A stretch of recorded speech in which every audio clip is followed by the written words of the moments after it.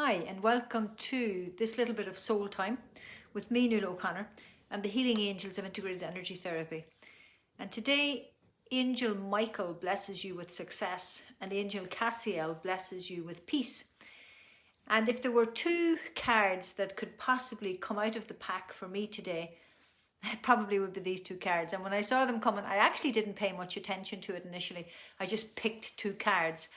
And then it dawned on me what they said as I was placing them up here on my mantelpiece, my energy space. I have loads of energy spaces in my treatment room. And let me tell you a little story, a real true story that happened to me on Sunday. You may know that I have just had my book published, Tap into Success, and it contains a brand new tapping system and how to use it, and some of my own story and other clients' stories and some scripts, etc. for using. And in there is also a free invitation for you to come along to an online coaching, or it's called a group consultation in the book, but it's more like a coaching session where I'll answer any questions about the tapping system and demonstrate it and talk about how you could use it best in your life. Anyway, that's what's in the book and that's to do with that. And right now, thanks to requests from many people, I'm trying to put together a training program for this tapping system so that people can pass it on as best they can through to the essence of what it is from what I created. And I worked really hard on that manual. I've been adding bits to it for months now, but the last couple of weeks I decided I was going to give it a real good heave-ho and try and have it done by Easter. And I've been at it and at it and at it. And this particular last week, as I said, the last 2 weeks, I've been doing hours of work on it every day. And it could be 12 hours some days. It could be more than 12 hours other days. I really just went for it. And on Sunday, I was in the process of copying and pasting one little piece from one little part to another part. And for some reason, the document, which is a Word document, froze. Absolutely froze. The cursor on my laptop would move, but the document was frozen. And I couldn't do anything. I couldn't click out. I couldn't save the document. I couldn't do anything. But the cursor would move around the screen, but nothing else could I do. And then I remembered that if I restart, it's an Apple computer, and if I restarted it, normally everything automatically saves and comes back. But I couldn't restart because I had no option. I was getting nowhere. Any button I pressed, nothing was happening. The only thing I could do was move the cursor around the screen. So finally, in frustration probably, I pressed and held the start button to shut the laptop down. And that's what happens if you hold it for long enough. And then I started back up the laptop. And my document wasn't there. It didn't restart. Everything else restarted, but that document didn't restart. And I frantically went looking for it on my laptop and I found it. But the last saved version of it was the 16th of March. I'd lost this week's work, basically. 12-hour days. The 17th, not 12-hour, but the 18th, the 19th and the 20th. 20th, part of the 21st, all that work was gone. And there was no sense of success or peace in me for a time after that. I didn't know what to do. I searched frantically on my iPad to find a document somewhere that could tell me how I could retrieve this information that hadn't got saved on my Word document. And it kept asking me to look for go to the recent folder and find the recent document. And I did. And the version it was giving me was the 16th of March. And no matter what way I tried or was told to try, it just wasn't coming back. And finally I had to take a deep breath and just say, Nuala, this isn't happening.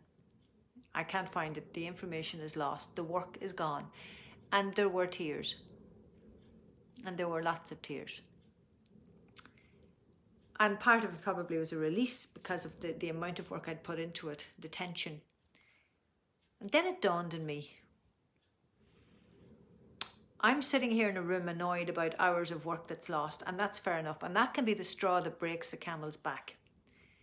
But I'm not sitting on the end of the phone waiting to hear about a loved one who could be in hospital with COVID and could be on death's door and I can't be with them. Or somebody is in hospital and it's not to do with COVID, but I still can't be with them because they're extremely ill. That's not happening for me. I'm not trying to bury a loved one who has passed away during COVID and I can't have people to my house and I can't share the rituals of grief that we have, such rich rituals that pull us through. I can't have that right now. That's not me either. I'm not sitting in hospital with nobody able to come to visit me or sitting in a nursing home with nobody able to come to visit me. I've just lost some information. I've lost some work. And that brought me an amazing sense of peace at that time. And I started to count my lucky stars. Now, I still haven't retrieved that information. I probably won't. I haven't even gone back to the document yet. There's a time for everything. But I do believe on that day, my greatest success was, as we say in the north of Ireland, catching myself on and honouring the light in the experience and seeing it in the greater picture. And that helped me no end to celebrate the successes I had achieved in my life and be grateful for what I had. And that's what I did. That's the mantra I started at that time.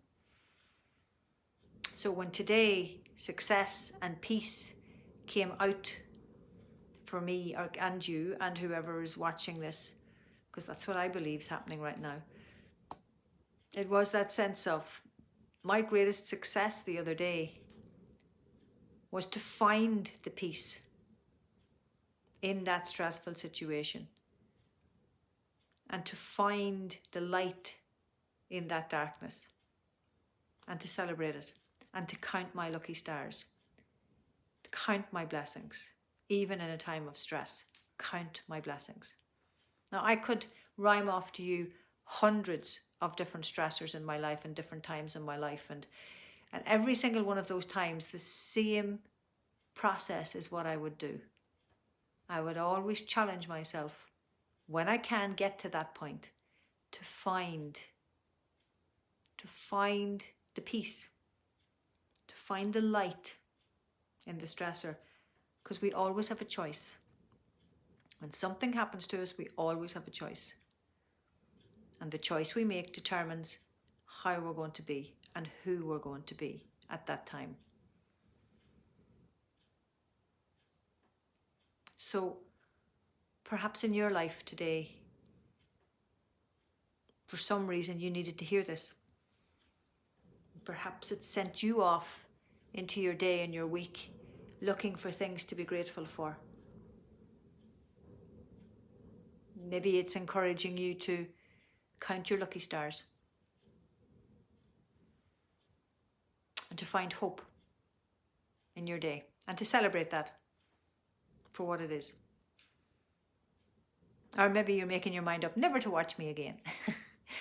Whatever it is, I wish you blessings with it. And I hope that by sharing my story, it will help you. And it's not a huge story. It was a stressor for me.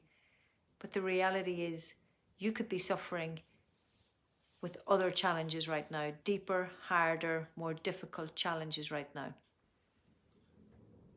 And I hope that somewhere in there you can find even the smallest light in your darkness. Enough to tell you that you're doing okay. You're doing okay. So perhaps place your hands on your heart chakra and on your solar plexus, which is just between your belly button and your ribs. And take a breath or two.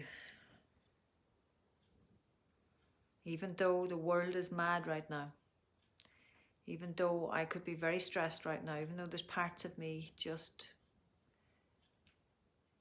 facing huge darkness maybe, right now, I truly trust myself. I truly trust the greater path. And it's all okay.